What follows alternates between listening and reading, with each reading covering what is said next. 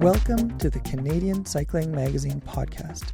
I'm Matthew Piaro, editor of the magazine and host of the pod. Those terrifying sounds you just heard were fat bike tires on the Wapusk Trail. The Wapusk Trail is the world's longest winter road. It runs between Peawanuck, Ontario and Gillam, Manitoba. Sections of the trail are close to Hudson Bay. In March, Buck Miller, Eric Batty, and Ryan Atkins covered all 721 kilometers of the trail by fat bike. I spoke with all three riders shortly after their trip. Last year, they rode along James Bay, a trek they called the James Bay Descent. The Wapusk Trail trip was longer and more remote, so I wanted to hear all about it. Their tale is not only a fascinating adventure story, it's a story that speaks to the challenges we are facing today. It's also about challenges, both environmental and societal, that we'll face in the near future. When Miller, Batty, and Atkins went into the woods, the world was one way. When they got out, it was completely different. I mean, if you're naturally a worrier, it's not something you want to be doing. You don't want to go to far northern Canada and test yourself in the middle of Polar Bear Provincial Park because it's real. Like, you're reminded how wild it is all the time. That's Buck Miller. The Wapusk Trail took him and the two others through Polar Bear Provincial Park. It's a 2,355,200 hectare area along James and Hudson Bays. Peawanuck is along the park's southern border, and the park comes by its name honestly. It has polar bears. On the morning of the trip's second day, the team saw fresh polar bear tracks that were 800 meters from where they had camped the night before. And you can't rely, people say, wow, is it really an expedition? Or, you're on a winter road. No one before us had done this. No one had ever been on a fat bike in this area. And I mean, yeah, when you ride past polar bear tracks, you're just like, holy cow, this is serious. It's, but we all liked it. We were like, we didn't want to see a polar bear at camp. That's the only thing you don't want to do. If you're out, we were hoping to see one in the day. It would have been beautiful, wonderful. Why not? Like, we have these, beautiful machines underneath us, that human powered machines that we can take, if we see polar bear right now, we know we're going to ride 100 kilometers away. So it doesn't really matter. We were hoping to see one in the day. We just really didn't want to see one at camp. And luckily the polar bear fence was not tripped. The polar bear fence is a perimeter that the group would set up around their camp for the night. If a bear were to walk into the fence, it would set off a blank shotgun shell. We also had a 12-gauge shotgun, just in case. Yeah, I guess we kind of all had a role in a way. That's Ryan Atkins discussing the general group dynamics.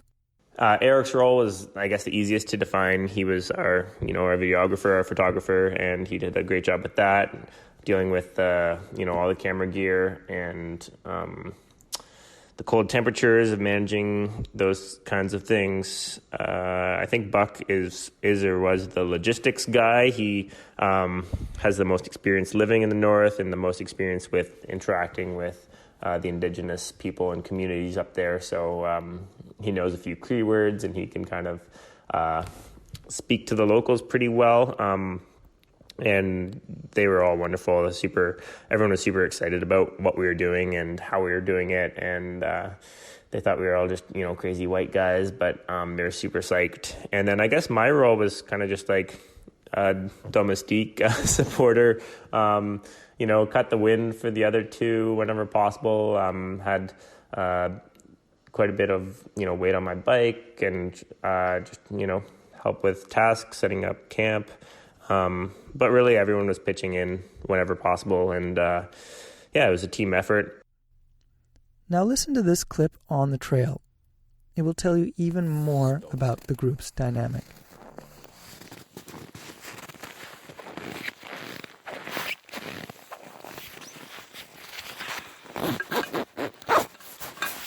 So, were you guys pretty warm last night?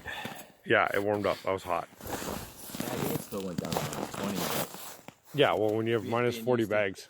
And there's snow in the tent. Yeah. Insulating it. And being used to minus 35, minus 20 feels not bad. Yeah, it was good. It's quite nice. Is this day 6 or 7? This is day 7? Today's Monday. Tomorrow, 7. 6. Today would be 7. 7. Stove's looking crooked, Ryan. You look crooked.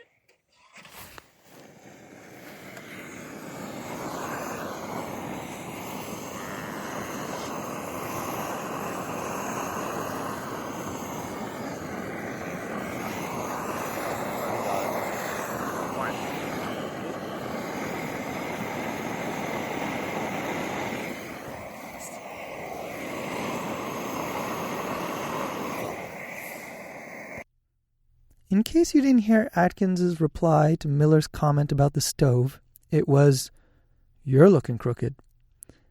It's a silly yet deadpan retort that got me thinking about the role that humor plays on an expedition like this.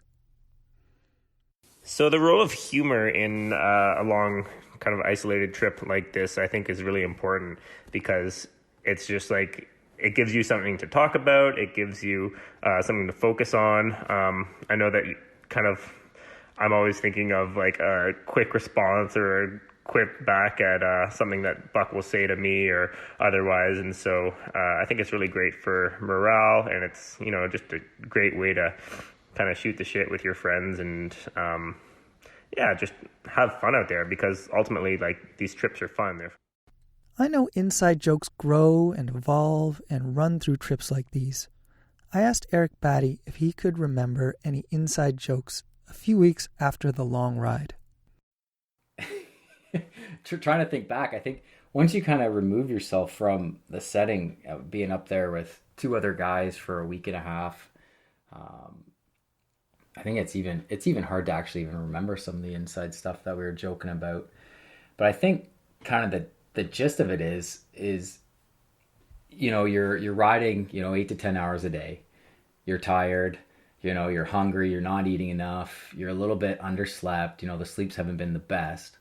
I think you kind of get where the silliest stuff becomes funny, and you just start developing these inside jokes that kind of resonate through the group, and you just build on them through the entire trip. And even nicknames and stuff like that. But I can't think of any inside jokes really off the top of my head that that you want me to repeat. I think that there's a couple I'm thinking of, but I don't think you want them on the podcast. But it builds, I think, like you said, kind of like camaraderie, right, within the group. And there's a little bit of there's the odd time where there's a bit of frustration between one or the other, and I think in those times it's really important to to remain as cool and calm as possible and come up with a solution.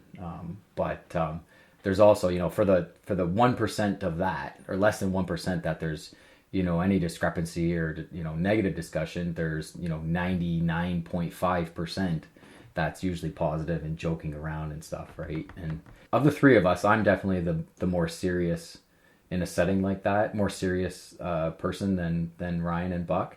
Ryan and Buck's personalities are definitely they're pretty funny and they're humorous, and even though I find them funny and humorous, I don't always partake in their jokes, and when I do, they're kind of like, oh, where'd that come from?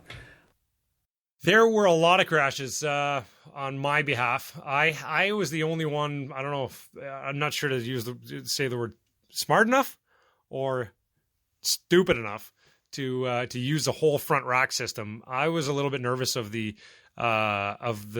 weight of the amount of gear we needed to have, and the lads were more confident. But I had the front rack system, and it was really hard to steer with being fully loaded on the front with panniers. I had panniers on front and back. Like the rack and the panniers alone are an extra 6 pounds, and that's before you fill them full of crap, right? So I was having a really hard time in the snowdrifts, and I would pretty well go down almost every snowdrift. The guys would just leave me. Their steering was just much more nimble than mine. And twice I broke something because the bikes are heavy, right? So when you drop a 100-pound bike at 30K an hour, or we weren't going 30, a 100-pound bike at 15K an hour even, onto, super rough, half frozen, kind of like, so I broke a part of my pannier.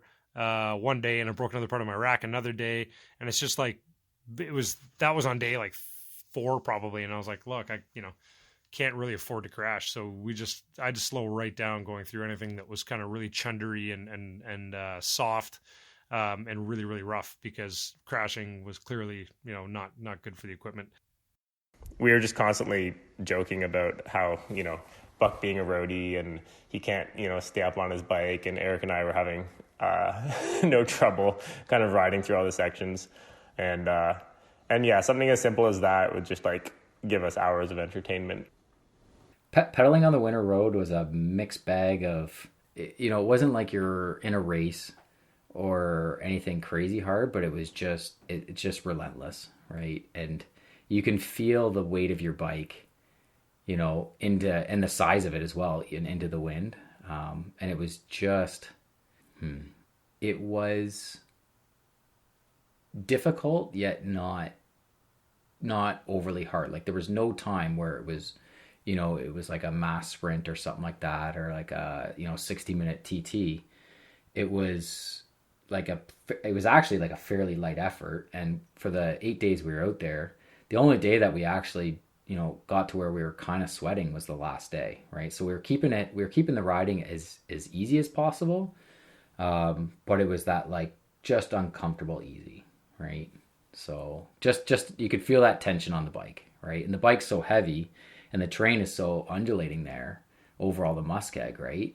It's, as soon as you go up one of those little, 6-foot hills or something like that, or 7 or 8 foot high rollers, you feel that 100-pound, 120-pound bike as soon as you go up it.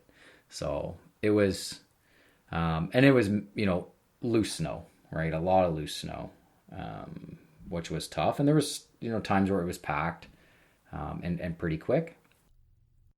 Although Miller had some crashes and Batty's cameras seemed to need a few days to get used to the extreme cold, there were no major mechanical mishaps. But Atkins started having some serious trouble near the end of the trip. Yeah, actually, my bottom bracket seized up quite badly on the last day with about 50 or 60 kilometers to go. And the last day, I started noticing that it was harder and harder to pedal, and I got off to inspect it, and I grabbed the pedal with my hand and tried to, pedal backwards to see what was going on, and I couldn't turn it with my hand. It had kind of seized so badly, and so it was at this point that we were kind of like, oh shoot, like what's going on? What are we going to do? Type things. So at that point, there wasn't really much we could do.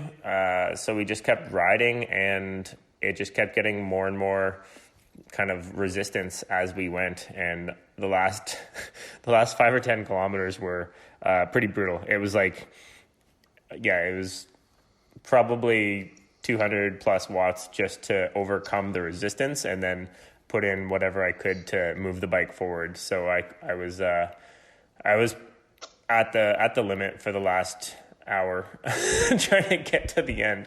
But luckily the timing was good, and we held it together just to the end. I mean, if that had happened on day 2 or something, I don't know what we would have done. Maybe we would have gone to a town and tried to get into a shop and pull it apart and put some lighter grease in, or I don't know. But I think basically the bearings themselves failed and broke and snapped and cracked, and the seals were all pooched. It was just carnage in there.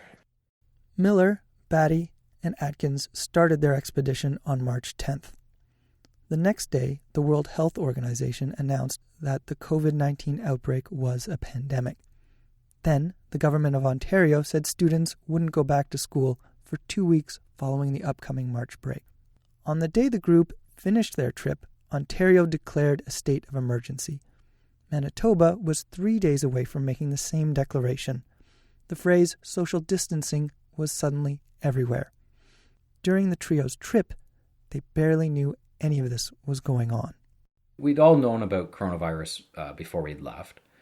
But it was just from the little bit that were in the news or in the tabloids kind of thing, or on social media. And so I was carrying an InReach satellite communicator, and my wife was sending us updates, mostly for weather, daily.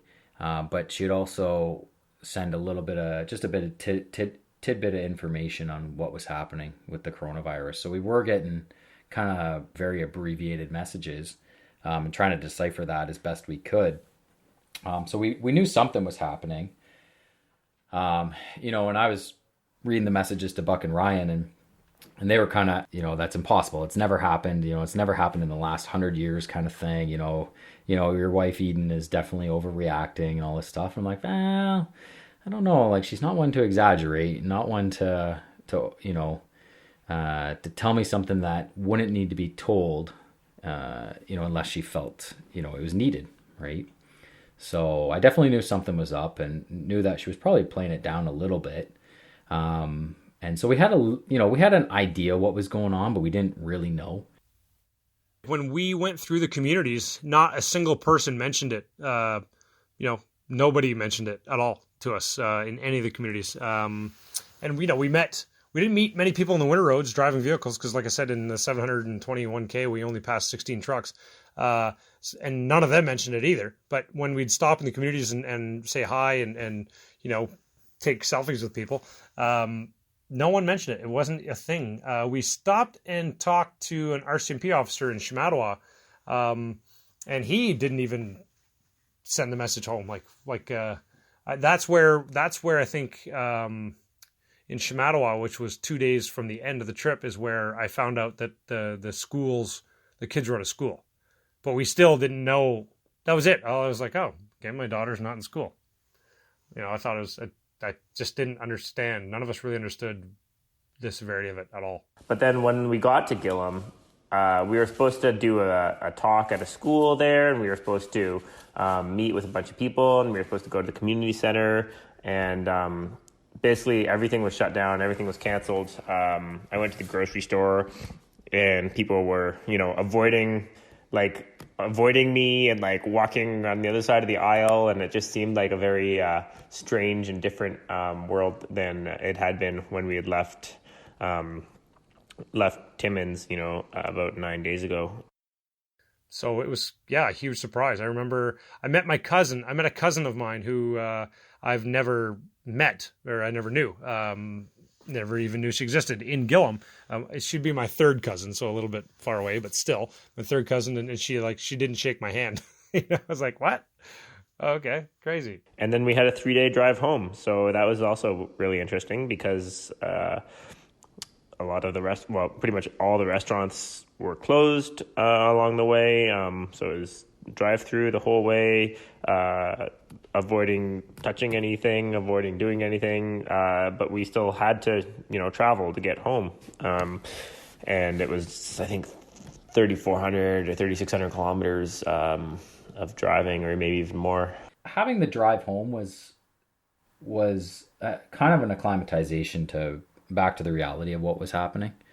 But it was also the realization that, holy crap, this is actually happening, because we're driving home and, gas stations are closed early, motels and hotels are closed, restaurants aren't open, or some restaurants are only open for takeout, or so it kind of hit us in the face pretty hard when we were traveling home, and we're like, holy, what the heck's happening here, right? So, and then obviously we were doing a bunch of reading and stuff like that once we got cell service, and try to read up on it as best we could, and just to understand what was actually happening and what was going on. So, it was definitely an eye opener.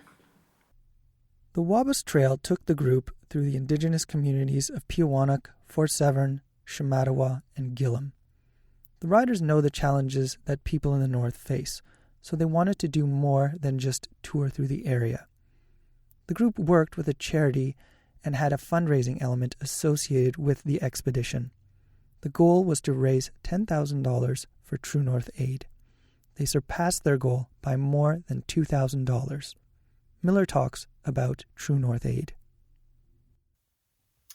Yeah, True North Aid is kind of it's a new not for profit charity that works within remote Indigenous communities only. So far, they've done work in Ontario, Quebec, Nunavut, Northwest Territories. Manitoba is coming soon, and I basically chose True North Aid because I do not believe you can go to these communities and do what we're doing and not try and help and raise awareness to the plight of the troubles in the remote First Nations communities. It's a different way of life. You can't just, you'll hear the argument often, well, my ancestors left England when times got tough. Why don't they just leave? Your ancestors had a lot more opportunity to leave England. They could save money to leave England. There was initiative, there was incentive in Canada for people to leave England. Come over here, we'll give you land. No one's giving these people land to move to Timmins and to move to Winnipeg. No one's going to help these people when they leave, if they ever did leave these communities. They were born and raised in these communities, and if you ever get up to one of these towns, talk to the people. They love it. They love their community. They love living off the land. They love it. They don't want to relocate, and they shouldn't have to relocate at all. So True North Aid, they do amazing work. Anything from sports equipment, hockey equipment for a small community to women's supplies, sanitary supplies, formula for babies and new mothers, all kinds of great work. And it's the most kind of grassroots, hands-on, direct way. It's the most direct charity I could find in Canada that works with Indigenous communities. And they've been wonderful to partner with. We've really enjoyed it. While on the Wapusk Trail, the team was mostly unaffected by the wider world. They had pretty much gotten away from it all. But a global issue had an effect on this trip even before the trio had started pedaling. Climate change was responsible for the trip's late-season start. The Wapusk Trail Winter Road didn't open until the very end of February. We did this trip for True North Aid, but we had we really considered doing it also for Protect Our Winters because without winter in the north, life is vastly different, and it's nothing like. No offense to many of the listeners here, but you don't have winter where you live. 90% of Canada lives in cities, unless you're in Winnipeg, Montreal, Edmonton, Calgary. You really don't experience a real winter. So if winter went away, life for you guys wouldn't change, and many would argue that life would be better. Not having, imagine commuting to work in Toronto with no snow to deal with ever. Like most people would really like that. In Winnipeg, most people would also be like, yeah, I could do with some warmer weather. In the north, no. I mean, you have to have winter. It's how you get meat. You can't afford to shop in the grocery stores. You need to hunt caribou. You need to hunt moose. You need to be able to get out on the land. And with winter provides an opportunity for hunters up there to access places that they otherwise can't because it's swamp. You don't get on a four-wheeler and leave Peawanuck or Fort Severn and go hunting like you do in Muskoka or in central Northern Ontario. There's no four-wheelers are what you use to go to the grocery store. You don't use those to get out of town because you literally can't go anywhere. It's inaccessible. Your four-wheeler would sink a mile from town and you'd never recover it. So skidoos are a way of life that you'll see people up there that they have very little. They own almost nothing. But they have a $15,000 skidoo, and they saved up for it because it's the one thing that can get them hunting and get them out on the land and get them to their spring camps where they hunt geese. Skidoos are a way of life, and without winter in the north, you're going to be on social assistance and you're going to have a hard time living. It's going to be tough. So, yeah, we noticed the effects of global warming big time, and we talked about, knocking this ride out. We're like, should we do it hard and fast and go? But, thinking maybe someone would come behind us, if someone doesn't come behind us in the next 10 years to do this route, you might not be doing it. Cause it's a real narrow window. Peawanuck, opened, just on the last Saturday of February, and, the section from Peawanuck to Fort Severn. And all the guys we talked to on the road crew, maintenance crew, said the same thing. Like, we're having more and more machines bust through the ice. This road's getting harder and harder to maintain, and it's getting harder and harder to get supplies into the community. And to give you an idea, fuel gets hauled into Fort Severn, and fuel in Fort Severn is $4.19 a liter. So now imagine, it costs $160 one way to go from Fort Severn to Peawanuck. That's a lot of money for someone in those communities. So yeah, it's pretty wild. And, man, the North is feeling the effects of global warming for sure. I think the communities in the North, not just where we were, but, any remote community in the territories and, even other countries in the world where they have winter access only roads, they are firsthand feeling the effects of climate change. And with the winter road, that winter road supplies, all the fuel, which then, is for the vehicles and stuff in those northern communities, but it's also for the diesel generators that power the town. Right, so they need those roads to stay open to get the trucks in with the fuel, and also non-perishables that will supply the grocery stores or the stores up there for the year essentially, right? And so when that winter road is delayed opening, that the communities they're firsthand feeling it, right? And it's you look at what we're dealing with now with the social distancing and whatnot. Imagine being in a community 700 kilometers from the nearest, town that has anything more than just one store, and being delayed, let's say a month or whatever it is, right, to get out. And let's say, you bought a year's provisions, to get you through with, toilet paper and whatever else. If you all of a sudden, you're out and you need to get out to get more supplies and you can't for another month, right? And I think, even just with the social distancing and whatnot that's going on right now with the COVID-19, to me, it somewhat kind of resembles those northern communities and the effects they may be feeling on climate change with limited access or more delayed access to those communities. About 2 weeks after Miller, Batty, and Atkins returned to their homes and settled into their new, normal routines, I asked them each about one highlight that's still stuck in their minds from the Wapusk Trail. For me, I would say finding a woodland caribou antler was pretty neat for me. I was about 30 meters back behind the guys. They were just cruising, and I just saw this thing sticking out of the snow. And to me, the woodland caribou, the polar bear is cool. I'm into animals. I'm into the wilderness. I think it's all fun and it's a lifelong passion of mine. But caribou, to me, are the absolute sign of wilderness. When you're in caribou country, not so much, I know I'm talking about the mountains because the mountains are a totally different habitat, but when you're in caribou country in eastern North America, you are in the middle of nowhere. It's proof that you're in the middle of nowhere. Caribou are a little bit like the canary in the coal mine. They are super sensitive to, they're not just sensitive to environmental changes, they're sensitive to human interaction. They specifically, anywhere humans are, caribou do not want to be. So they really, whereas polar bears, they'll come into the communities. They'll be like, hey, what's up, humans?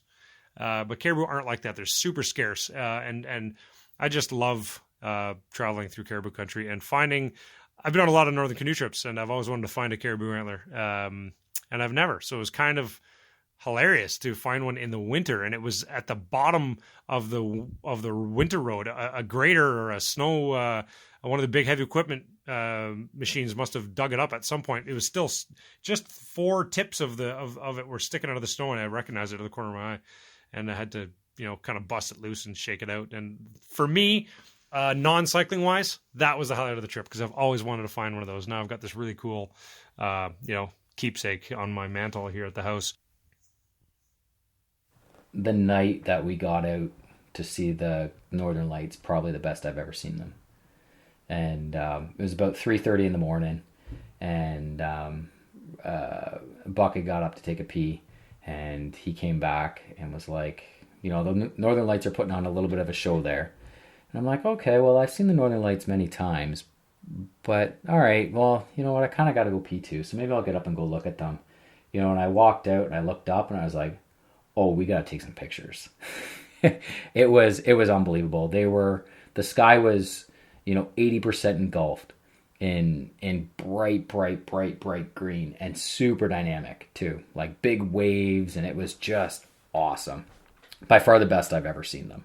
And it was like 3 or 3:30 in the morning. And so by that time Ryan was awake, and I'm like, guys, we got to take some pictures here. And so, it was almost minus 40 out that night, minus 38 or something. And so we're dressing up, just put enough warm clothes on that we can, get out and go take some pictures with the bikes and whatnot. But that was pretty cool, because there was one particular moment there where I just stopped and I looked up, and I wasn't taking a picture, and I just let it be quiet. It was dead silent. There was no breeze. There was no wind. They had already gone back inside, and I just looked up and just kind of said to myself, this is a moment that I really want to remember, because it's just beautiful. Right. And if I wasn't here right now, and if it wasn't 3:30 in the morning and Buck didn't have to pee, I wouldn't otherwise see this where we're at right now. So that was probably definitely the moment that I really wanted to remember. For me, one of the highlights was actually getting to see Hudson's Bay. It's kind of like this massive body of water that I remember first, seeing on a map as a kid, and thinking, like, what is this giant blue hole in the middle of Canada? Like, what's up with that? And then, fast forward 25 years, and there I am, like, actually looking out into it. And I think it's that much sweeter when you've actually been riding your bike for, 3 days to get there. It's like you've actually gotten to this place, like, under your own power, and it's just this massive white expanse that kind of goes on forever, filled with seals and polar bears, and it's the place where Arctic adventurers kind of went through in order to try to find the Northwest Passage. It's just steeped in so much Canadian history, and and when I got there, it was just kind of like one of those moments that kind of takes your breath away.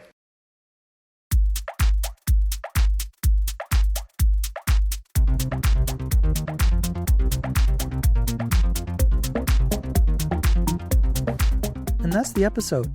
It's put together by me, Matthew Piaro. It's produced by Adam Killick. He composed the music too. I had help from web editors Terry McCall and Lily Hanson-Gillis. Thanks to Ontario Creates for its support. And thank you for listening. Please rate and review the show. Ride safe, and I'll talk to you later.